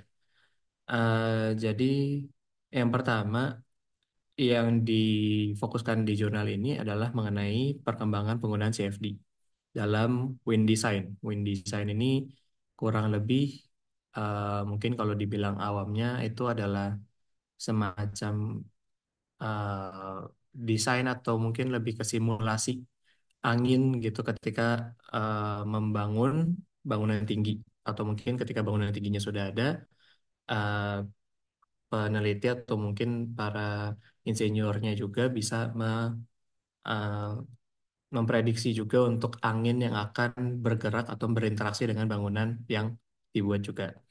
Dan di jurnal ini, karena di sini jurnal yang saya review adalah sebuah artikel jurnal juga, sebuah jurnal review juga. Jadi akan banyak referensi ke jurnal-jurnal atau penelitian-penelitian sebelumnya selama kurang lebih 2 dekade terakhir. Kemudian abstraksi yang kedua, di sini juga akan membahas tentang tantangan utama dalam penerapan CFD, yaitu di permodelan turbulensi, konfigurasi domainnya, juga di mesh-nya juga.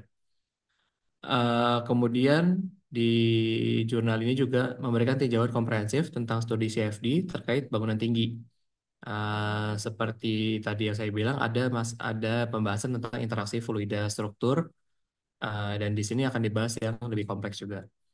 Kemudian juga akan membahas metode numerik seperti Lattice-Boltzmann Method atau LBM, dan penggunaan AI untuk meningkatkan desain bangunan tinggi di masa depan. Untuk selanjutnya ada metodologinya. kembali lagi review jurnal yang saya review ini adalah artikel review juga. Jadi metodologi yang digunakan di artikel review yang saya review ini eh, itu dia memiliki fokus utama di penggunaan CFD dalam wind design pada bangunan tinggi. Di situ akan membahas tentang masa lalu, masa depan, dan juga masa sekarang. Untuk membahas tiga poin tersebut menggunakan metodologi studi literatur dan proyeksi berdasarkan data. Kemudian pendahuluan. Di pendahuluan ini dijelaskan dulu juga mengenai efek angin pada gedung pencakar langit atau gedung tinggi. Eh, Efek angin ini ada dua. Jadi yang pertama ada kerentanan terhadap gerakan akibat angin, juga pentingnya integritas struktural. Ada dua poin ini penting dibahas di jurnal tersebut. Jadi kerentanan terhadap pergerakan akibat angin. Jadi untuk gedung-gedung tinggi atau gedung-gedung pencakar langit yang mungkin teman-teman bisa tahu sendiri ya lah ya, nggak cuma di Jakarta, nggak cuma di Indonesia, tapi juga di luar negeri kan banyak gedung pencakar langit.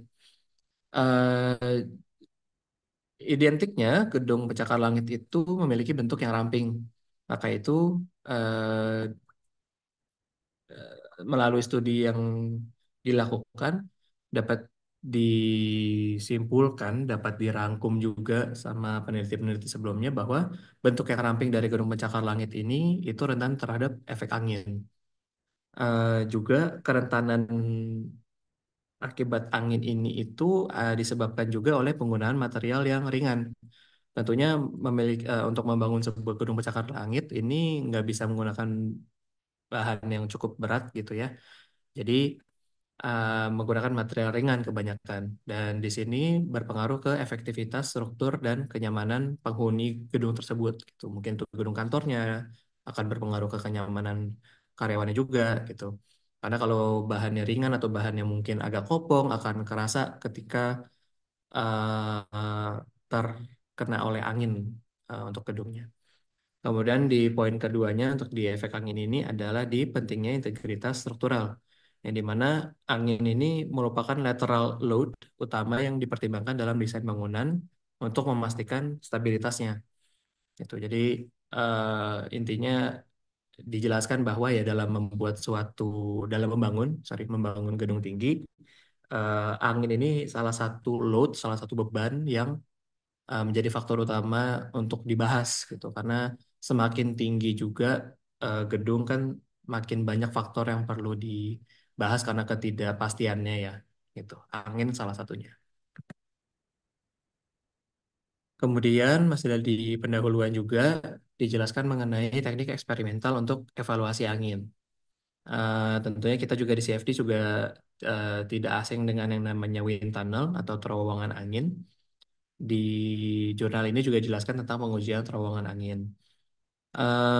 Jadi untuk wind tunnel ini itu adalah standar industri untuk mengevaluasi struktur yang sensitif terhadap angin. Jadi untuk eksperimen gedung pun mungkin menggunakan miniaturnya atau versi skala lebih kecilnya, tapi tetap dihitung menggunakan atau dieksperimen menggunakan wind tunnel. Kemajuan penting meliputi pengenalan hukum skala dan kondisi lapisan batas oleh Jensen. Ya, ini yang mungkin teman-teman akan melihat beberapa referensi yang akan ditulis ini, ada tahun-tahunnya dalam tanda kurung. Itu artinya tentang hal yang dibahas itu sudah dibahas di penelitian sebelumnya. Kemudian juga di pendahuluan ini di eksperimental untuk evaluasi angin ada teknik wind tunnel utama atau terowongan angin utama, itu ada tiga, yaitu High Frequency Base Balance atau HFBB, yang dimana dia mengukur gaya aerodinamis berdasarkan bentuk mode bangunannya. Kemudian ada High Frequency Pressure Integration atau HFPI. Dia mengukur tekanan permukaan baik untuk menilai semua mode getaran yang mungkin disebabkan oleh oleh angin gitu ya. Kemudian juga ada model Aeroblastic Multi Degree of Freedom atau MDOF, yang dimana dia ini komprehensif menangkap semua respons struktural. Jadi respon-respon struktural dari struktural sebuah bangunan itu bisa ditangkap oleh eh, model MDOF ini. Kemudian masih di pendahuluannya juga ada pembahasan tentang pemodelan numerik dengan CFD atau Computational Fluid Dynamics. Ada 3 poin di bagian ini, yaitu yang pertama adanya kenaikan demand untuk model CFD. Jadi tadi ada model MDOF ya teman-teman kalau ingat. Model MDOF kompleks ini tuh, sorry, model MDOF ini tuh cukup kompleks dan mahal. Jadi CFD atau mungkin yang biasa kita lagi pelajari sekarang ini itu menawarkan alternatif yang lebih mudah istilahnya. Ya, jadi menawarkan alternatif dari komputasi tersebut lah. Untuk CFD ini juga banyak digunakan dalam computational wind engineering atau uh, CWE. Ini bukan CWE ya teman-teman, tapi CWE untuk prediksi beban angin pada bangunan.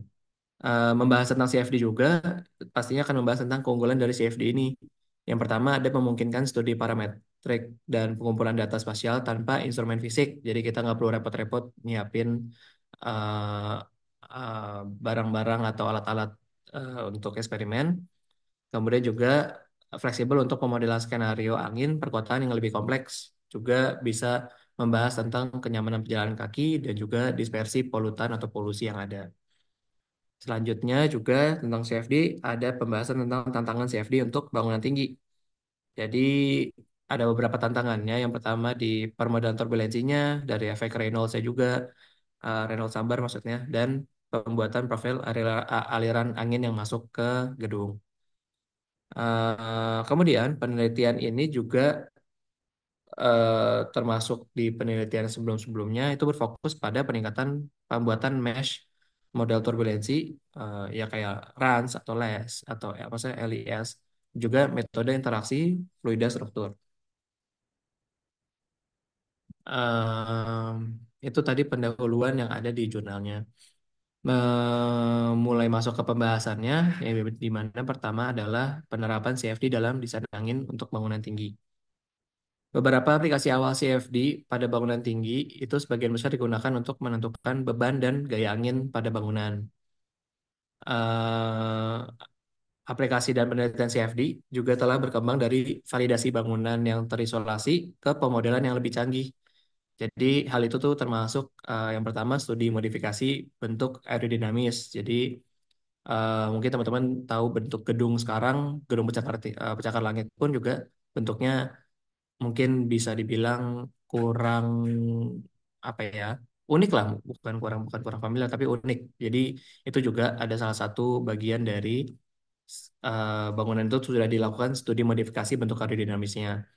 Kemudian yang kedua juga interaksi fluida struktur atau FSI yang lebih kompleks dalam aplikasi desain struktur. Selanjutnya ada penerapan CFD dalam desain angin untuk bangunan tinggi. Sorry. Masih stay di sini, itu kita balik ke studi validasi nih. Kayak yang, sorry. Oh, oh sorry nggak masuk ke slide ini. Ya, masuk ke studi validasi. Di mana model CFD awal divalidasi terutama terhadap eksperimen wind tunnel. Tetapi model yang lebih baru sekarang mencakup teknik turbulensi dan mesh canggih untuk meningkatkan akurasi. Jadi kalau ngelihat dari eh, apa namanya, grafik yang ada di layar sekarang, ini ada 2 grafik di mana dia adalah komparasi atau perbandingan antara polyhedral mesh dan juga hexstat mesh dari eh, struktur atau bangunan super tinggi yang di kanannya nih, teman-teman. Kemudian ada penerapan CFD dalam desain angin untuk bangunan tinggi. Pembahasan selanjutnya di sini adalah tentang perbandingan ukuran tekanan permukaan. Jadi eh, perhitungan dalam bangunan super tinggi ini biasanya di 2/3 ketinggiannya nih, pada simulasi CFD, dan hasilnya ada di kiri ini, kiri kiri layar teman-teman ya. Jadi ada 3 gambar, yang A yang atas, B itu yang kiri bawah, dan C yang kanan bawah. Yang dimana di A itu itu adalah grafik mean pressure coefficient atau dari CPM-nya. Yang B itu di RMS pressure coefficient atau CPRMS. Dan yang ketiga yang C adalah grafik turbulence intensity plots-nya. Lanjut ke pembahasan selanjutnya adalah di modifikasi bentuk aerodinamis. CFD ini berperan penting dalam mengoptimalkan geometris bangunan untuk meminimalkan beban angin. Jadi termasuk fitur seperti sudut chamfer, bukaan, dan variasi penampang untuk mengurangi getaran yang disebabkan oleh pusaran atau mungkin angin kan suka berputar dan ada pusaran itu. Jadi CFD ini juga bisa mengoptimalkan geometris bangunan itu untuk meminimalkan atau mengatur bangunan tingginya perlu diapain nih untuk mengurangi getaran yang disebabkan oleh pusaran tadi. Kemudian juga pembahasan di jurnal ini perhatian utamanya pada bangunan tinggi yang modern terutama itu ada di permasalahan vortex induced vibration atau VIV di mana frekuensi pelepasan vortisitas atau putaran pusaran tadi akibat angin bertepatan dengan frekuensi alami dari struktur bangunannya juga. Masih di modifikasi bentuk aerodinamis, ada dua grafik yang teman-teman bisa lihat di layar sekarang. Yang dimana yang A ini adalah idealisasi respons crosswind untuk struktur dengan dan tanpa kerentanan terhadap VIV tadi atau vortex induced vibration. Yang B, yang di kanannya itu ada pengukuran wind tunnel nyata untuk respon crosswind dari gedung setinggi 1000 meter. Baik. Selanjutnya di penerapan CFD dalam desain angin untuk bangunan tinggi, itu ada efek perlindungan dan pemodelan kota. Jadi di sini membahas tentang interaksi bangunan tinggi dengan lingkungan perkotaan sekitarnya. Juga keberadaan struktur di dekat bangunan itu secara signifikan mempengaruhi pola aliran angin dan respons bangunan yang dapat dimodelkan dengan efektif menggunakan simulasi CFD atau CWE tadi ya, wind engineering tadi. Nah, meskipun ada kemungkinan bangunan tidak terkena dampak yang merugikan dari interaksi dengan angin itu, tapi perkembangan sebuah kota dapat mempengaruhi kenyamanan angin di level pejalan kaki. Jadi, di kota-kota itu kan banyak gedung tinggi. Nah, gedung tinggi ini bentuknya, terus juga peletakannya itu mempengaruhi kenyamanan angin atau angin yang bergerak di level atau di ketinggiannya orang-orang pejalan kaki. Nah, kayak contohnya di sini angin yang mendekat itu menjadi lebih bergejolak, turbulence karena meningkatnya kekasaran. Jadi misalnya di lantai satunya bangunan kebanyakan itu misalnya banyak ornamennya, ada yang punya tarp, ada yang punya tutupan atau mungkin ada yang punya podium agak naik sedikit. Kekasaran-kekasaran tersebut akan mempengaruhi kenyamanan angin di level pejalan kaki. Kemudian juga ada pembahasan tentang prospek masa depan dari wind design atau di computational wind engineering ini. Menggunakan lattice Boltzmann method atau LBM, aliran fluida ini dimodelkan menggunakan teori kinetik partikel, yang dimana telah terbukti sebagai teknik pemodelan yang jauh lebih efisien daripada pendekatan CFD konvensional. Jadi eh, method hitungannya bukan teknik, tapi metode lattice Boltzmann ini itu lebih sering digunakan untuk wind engineering dibandingkan CFD yang konvensional gitu ya. Ada contohnya di bawah-bawah sini via grafiknya. Sorry. Masih dalam prospek masa depannya juga, prospek masa depan dari wind engineering ini ada di pendekatan artificial intelligence. Tentunya kita nggak asing dengan AI ya. Jadi pendekatan artificial intelligence-nya nih apa aja di wind engineering? Yang pertama ada di wind field data reproduction menggunakan artificial neural network atau ANN. Kemudian ada reproduksi flow karakteristik dari circular cylinders. Jadi Kayak kalau misalnya silinder, kalau gedung bentuknya silinder gitu, flow karakteristiknya gimana. Juga yang ketiga, ada memprediksi pressure distribution pada bangunan sirkular atau lingkungan. Jadi bangunan sirkular itu kan nggak selamanya manusia bisa bikin bangunan yang sangat sirkular dengan sempurna. Jadi AI juga bisa memprediksi juga pressure distribution dan flow karakteristik dari bangunan tersebut yang tidak sempurnanya lingkaran gitu. Eh, kita masuk ke kesimpulan, yang dimana pertama CFD memiliki potensi besar untuk menjadi metode utama dalam desain bangunan tinggi di masa yang akan datang, terutama dalam hal optimisasi dan penghematan biaya dibandingkan metode eksperimental tradisional yang harus kita bikin dulu bangunannya atau mungkin miniaturnya. Kemudian yang kedua, tantangan yang perlu diatasi adalah itu terutama terkait dengan tuntutan komputasi tinggi dan akurasi dalam menangani geometri kompleks serta simulasi FSI atau interaksi fluida struktur. Makanya tantangan ini kan tadi kita bisa bisa gabungkan juga dengan solusinya di AI tadi kan di masa depan. Kemudian mengingat ini juga adalah sebuah artikel jurnal yang mereview jurnal-jurnal atau penelitian sebelumnya, jurnal ini menggarisbawahi pentingnya teknik numerik dalam rekayasa angin serta membantu mengarahkan peneliti untuk terus mengeksplorasi potensi CFD dan AI sebagai alat yang dapat diandalkan dalam desain uh, bangunan tinggi di masa depan. Skyscraper ya teman-teman, mungkin kalau dari tadi saya belum nyebut bangunan tinggi itu skyscraper. Selanjutnya ada kelebihan dan kekurangan dari eh, jurnal yang saya bahas ini. Kelebihannya ini tidak banyak rumus ataupun istilah yang menyulitkan pembaca dalam memahami si artikel. Jadi saya rasa orang-orang awam dan mungkin bagi kita pun yang mechanical engineering dapat memahami tentang wind engineering juga di jurnal ini. Kemudian juga penulis penulis itu menjelaskan arti dari singkatan-singkatan yang ada, serta banyak ilustrasi yang memudahkan membaca untuk memahami penjelasan ulang penulis serta tentang teori-teori dari referensi yang digunakan.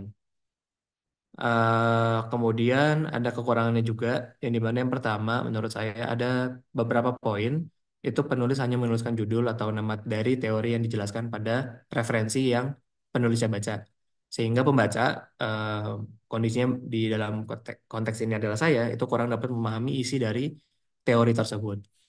Kemudian juga ada beberapa gambar atau ilustrasi yang tidak diletakkan di halaman yang sama dengan halaman yang menyebutkannya. Jadi diminta untuk melihat figur di halaman 2, tapi dibahasnya di mana. Gitu. Itu menurut saya kekurangan dari jurnal yang saya review ini. Itu saja kurang lebih review jurnal yang saya lakukan. Terima kasih teman-teman sudah memperhatikan. Selanjutnya mungkin bisa masuk ke sesi pertanyaan. Terima kasih.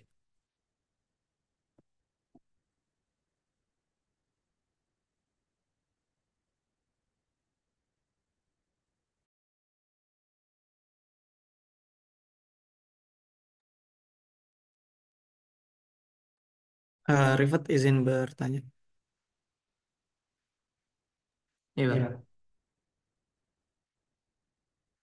Tadi di prospek masa depan ada lattice Boltzmann method kalau nggak salah. Pokoknya ya kayak gitu deh. Katanya telah terbukti sebagai teknik permodelan yang lebih efisien. Itu bisa dibuktikan ke dari mana di jurnal tersebut. Jadi dibuktikan lebih efisien. Terima kasih. Oke, thank you Iqbal untuk pertanyaannya. Mungkin mau dijawab dulu atau ada pertanyaan yang lain? Saya boleh izin bertanya juga. Yang kejar.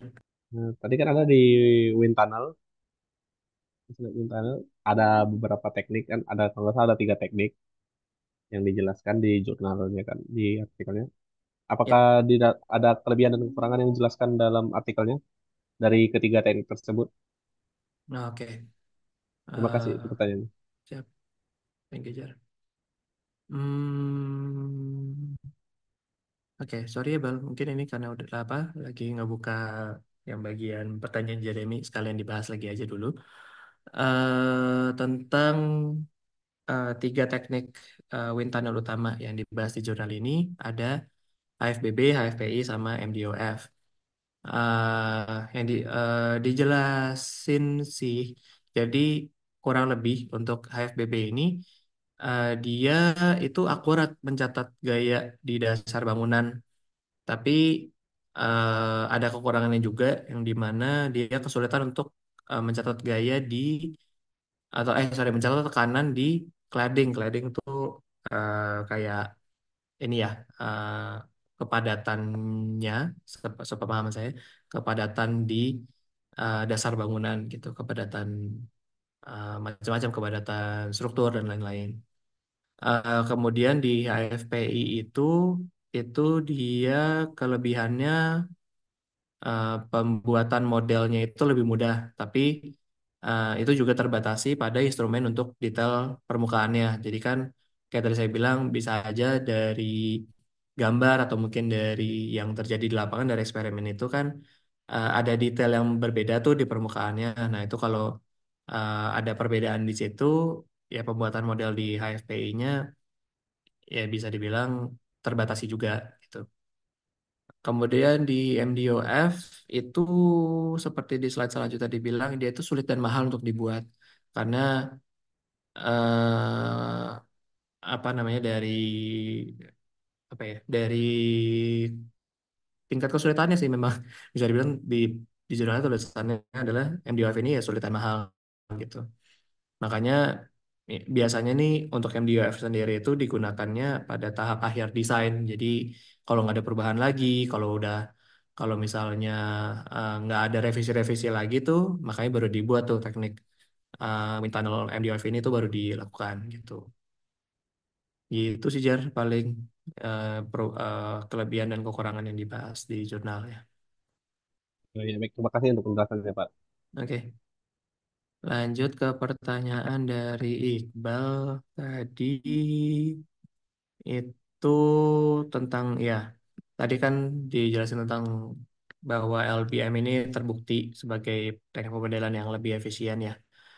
Eh, di jurnal ini dijelasinnya LBM ini itu eh, merupakan teknik pemodelan yang lebih efisien karena telah dilakukan komparasi atau perbandingan antara eh, yang pertama average time velocity profiles, ya velocity dari apa kecepatan dari berdasarkan ini ya berdasarkan rata-rata waktunya, kemudian ada turbulent kinetic energy profiles, juga diperbandingkan melalui flow structures dan reattachment length and fluctuation dari velocity karakteristik tersebut gitu. Pokoknya dari jurnal-jurnal sebelumnya ini yang telah dibaca oleh si penulis itu menjelaskan bahwa setelah dibandingkan antara Lattice-Boltzmann method ini dengan CFD yang konvensional, eh, ditunjukkan bahwa LBM, LES itu tuh lebih detail lagi. Boltzmann methods yang LES itu capable atau bisa untuk memprovide tuh, memberikan estimasi dari outcome eksperimen itu atau hasil eksperimen itu dengan yang lebih akurat gitu. Jadi dibandingkan pakai yang konvensional CFD itu, contohnya kayak FVM LES modeling gitu, modeling yang CFD konvensional. Untuk lattice Boltzmann method ini dia lebih detail dan juga lebih akurat lah, lebih lebih akurat untuk eh, hasil yang di hasil yang diberikan. Kurang lebih gitu sih, Bang. Paham nggak ya?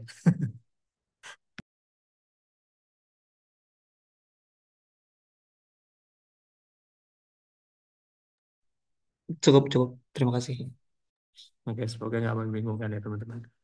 Baik, kurang lebih itu sih. Bagaimana Pak Damora?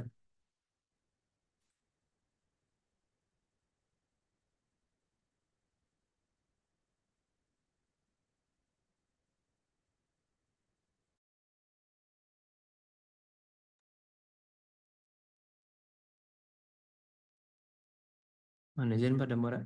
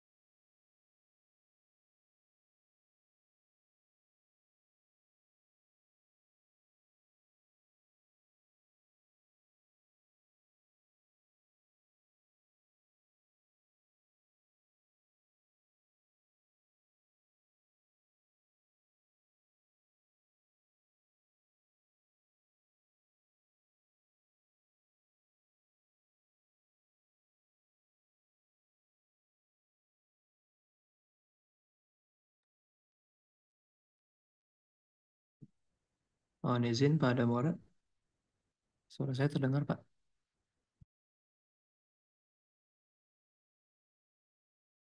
Ya, oke. Tadi sudah dua pertanyaan ya. Iya, sudah, Pak. Oke, Dari Jeremy untuk Developer. presentasinya bisa ditutup dari presentasinya. Kemudian bisa di closing statement. Lalu masih ada lagi nggak dari apa yang akan melakukan presentasi? Masih ada Pak, sekitar 3 orang lagi. Oke, kalau karena 3 orang lagi ya, karena waktunya sudah di time jam 6, mungkin kita bisa lanjut lagi di minggu depan aja ya untuk menghabiskan waktu semuanya ya untuk yang belum melakukan presentasi nanti diselesaikan semuanya di presentasi terakhir di eh, minggu depan. Kemudian karena sudah di jam perkuliahan berakhir, di bagian ini saya akan melakukan input absensi kehadiran ya. Nanti bisa menghidupkan on mic-nya untuk input absensi kehadiran. Tampilan share screen-nya sudah keluar di layar. Keluar Pak, terlihat. Ya. Nah, di bagian pertama, ini lagi loading dulu sampai 100%.